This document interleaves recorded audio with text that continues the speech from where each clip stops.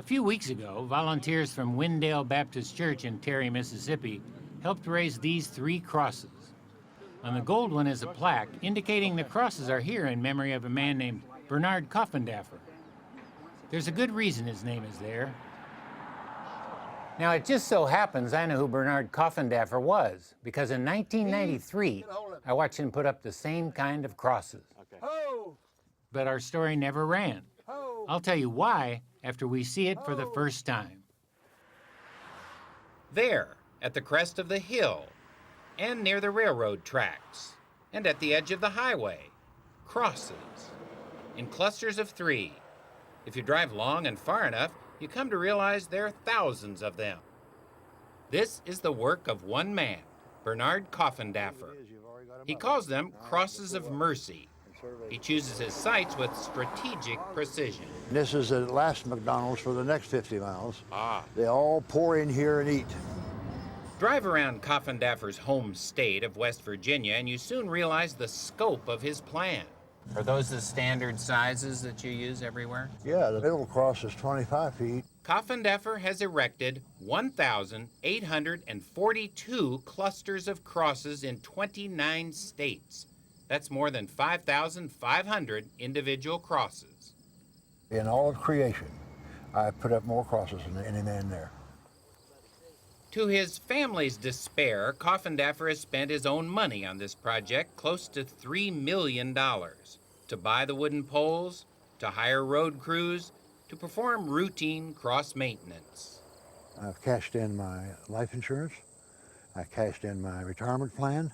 I cashed in everything that I could cash. Coffindaffer made his millions in the oil business, but after almost 10 years of cross building, he's now clean out of money. You ever say maybe I am a little crazy? No, I never equated myself to insanity. But he did have visions. In 1982, while recovering from a heart bypass operation, Coffindaffer says the Holy Spirit came to him. So we want you to put up crosses. I am a country boy unknown to anybody, chosen to head a major operation. Thousands of Americans have given Coffindaffer permission to use their land. I think it impresses people as they drive along. Leslie and Winford McCutcheon gave Coffindaffer a prize spot high atop their 442 acres in West Virginia. Heave! For God's sake, don't let loose. Oh, there it goes, down in the hole. Takes a little cheerleading. Early one morning at the breaking of dawn, 2 women went out to the garden alone. If any man will follow me, let him deny himself and take up the cross and follow me. How do you think they look? They look beautiful, absolutely beautiful. For his next crosses, Bernard Coffindaffer has targeted what he considers some trouble spots. I want to enter into Los Angeles and New York and all the other places where the tough people live. He just needs to raise some money, and then... By the end of the year 1998, I will have covered the earth. Why do you think you were chosen to do this? Because the Lord loved me that much. Absolutely. I know that's true. But you know what they say, the Lord works in mysterious ways.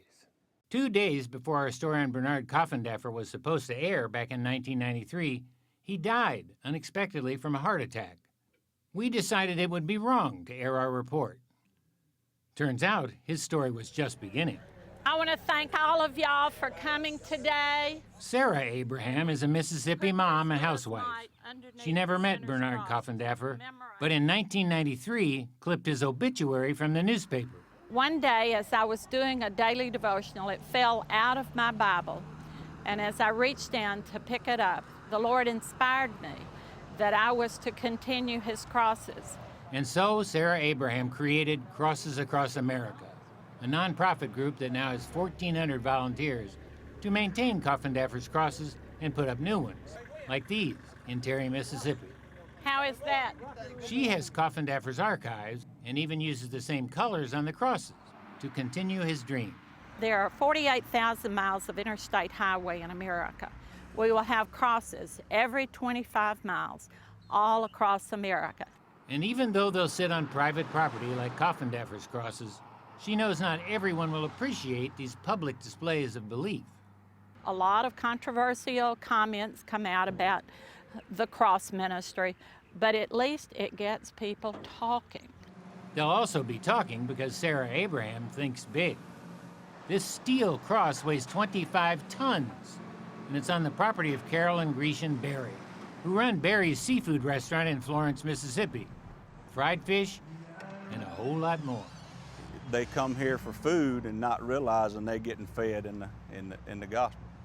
Berry estimates the new 11-story cross will be seen by 28 million people a year. And when they drive by and see this cross, it reminds them, you know, there's my answer. It cost more than $170,000 to erect this cross, and Carol Berry donated nearly half the money. You know, a lot of people will call you crazy for doing what we do, and Mr. Coffindaffer, I'm sure they thought he was crazy. He had millions and spent down to his last dollar before he went on to be with the Lord. People call me crazy, but that's fine. That's fine.